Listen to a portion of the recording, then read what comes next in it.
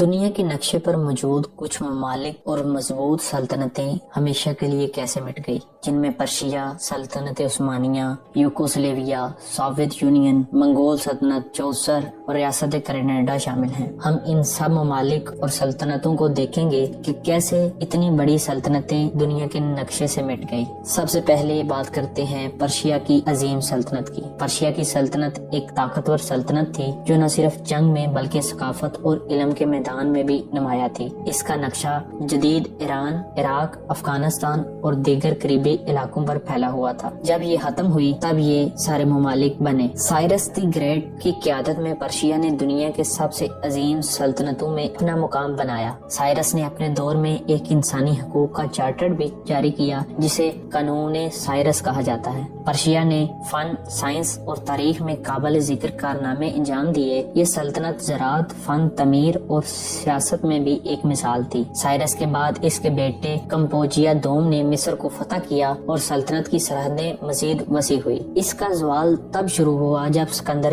اعظم کی فتوحات نے پرشیا کی سلطنت کو یکساں تبدیل کر دیا۔ اسکندر کے حملوں کے بعد پرشیا کے قدرتی وسائل اور اس کی فوجی طاقت کو نقصان پہنچا۔ داخلی اختلافات اور جنگوں نے سلطنت کو کمزور کر دیا اور آخرکار یہ سلطنت یونانیوں کے زیر اثر گر گئی۔ پرشیا کا زوال اس وقت کے دنیا کے سیاسی منظر نامے میں ایک بڑی تبدیلی کی علامت تھا جس نے مشرق وسطی میں طاقت کی طاقتور تبدیلیوں کو جنم دیا۔ یعنی جو لوگ اس ایریا میں زیادہ طاقتور تھے انہوں نے اسے کنٹرول میں لے لیا۔ اور اب بات کریں گے سلطنت عثمانیہ کے عروج و زوال کی۔ سلطنت عثمانیہ سن 1300 کے لگ بھگ میں ایک چھوٹی ریاست کے طور پر قائم ہوئی اور اگلے 500 سال میں دنیا کی سب سے بڑی سلطنت بن گئی۔ اس کا آغاز ترکی کے عثمان نامی ایک چھوٹے حکمران سے ہوا تھا جو کہ کہنے میں ایک چھوٹا تھا لیکن اپنے آپ میں بڑی صلاحیتوں کا ماہر تھا۔ آج کل ہم انٹرنیٹ میں ترکی کا ایک بہت بڑا ڈرامہ کرولس عثمان بھی اس پر دیکھ سکتے ہیں۔ اس نے مسلمانوں کے لیے بہت ہی اچھے کارنامے کیے اور امت مسلموں کا سر فخر سے اونچا کیا۔ قسطنطنیہ کی فتح 1453 میں سلطنت عثمانیہ کی تاریخ کا ایک سنگ میل تھا۔ اس فتح کے بعد عثمانیوں نے یورپ، ایشیا اور افریقہ میں اپنے قدم جما لیے۔ سلطنت کے عروج میں سلطنت سلیمان قانونی کی قیادت نے اہم کردار ادا کیا۔ انہوں نے نہ صرف فوجی کامیابیاں حاصل کی بلکہ ریاستی قانون و حکمرانی میں بھی بہتری کی۔ عثمانیوں نے اپنی فوج میں ایلیٹ ملٹری فورس کی تشکیل دی جنہیں ان کی زبان میں یانیچری کہا جاتا ہے، جو اپنی جنگی مہارت اور وفاداری کے لیے مشہور تھی۔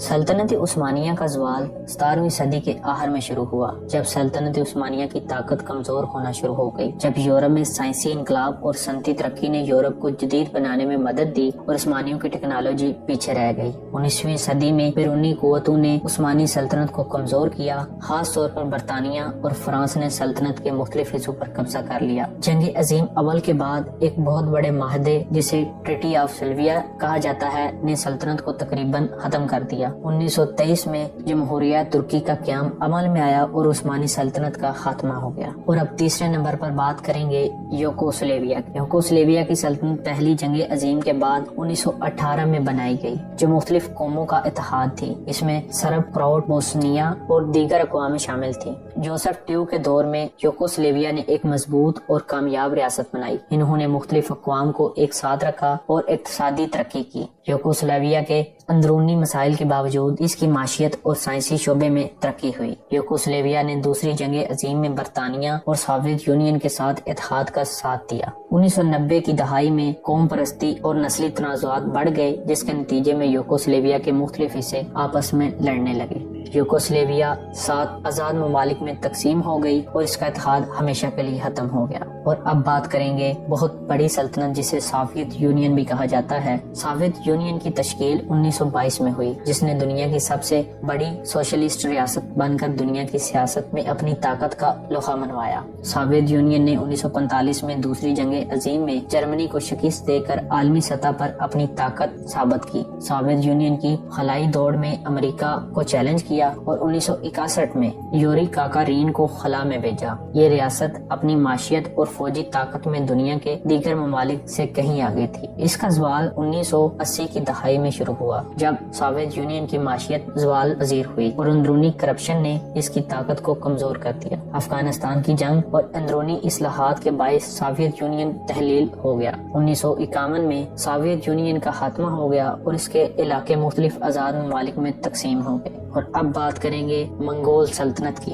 चंगेज खान की क़यादत में मंगोल सल्तनत ने 1206 में दुनिया की सबसे बड़ी ज़मीनी सल्तनत कायम की। चंगेज खान की क़यादत में मंगोलों ने जदीद जंगी हिकमत अमली अपनाई और इनकी फौज में न सिर्फ ताकतवर जंगजू थे, बल्कि इनकी हिकमत अमली ने इन्हें दुनिया के सबसे बड़ी सल्तनत बनाने में मदद दी। मंगोलों की सल्तनत का दायरा एशिया से लेकर यूरोप तक फैल गया। चंगेज खान की मौत के बाद सल्तनत कई हिस्सों में तकसीम हो गई और मुकामी बगावतों और दाखिली इख्तलाफात ने सल्तनत को कमजोर कर दिया। वक्त के साथ साथ मंगोल सल्तनत की ताकत कम हुई और ये एक अलग अलग कौमों में तब्दील हो गई और मानने में है कि ये कौम बहुत ही जालिम थी। ये बच्चों, औरतों, बूढ़ों और नौजवानों को कत्ल कर देती थी और इस जमीन पर कब्जा कर लेते थे। और सबसे आखिर पर बात करेंगे रियासत ग्रेनाडा पर। ये हिस्पानिया में मुस्लिम हुकूमत की आखिरी निशानी थी। 1452 में मुसलमानों और यहूदियों को बेदखल कर दिया गया और यूं के एक अजीम मुस्लिम तहजीब का खात्मा हो गया। ग्रेनाडा की रियासत ने मुसलमानों के दौर में इल्म, फनून और साइंसी तरक्की में बेशुमार कामयाबियां हासिल की।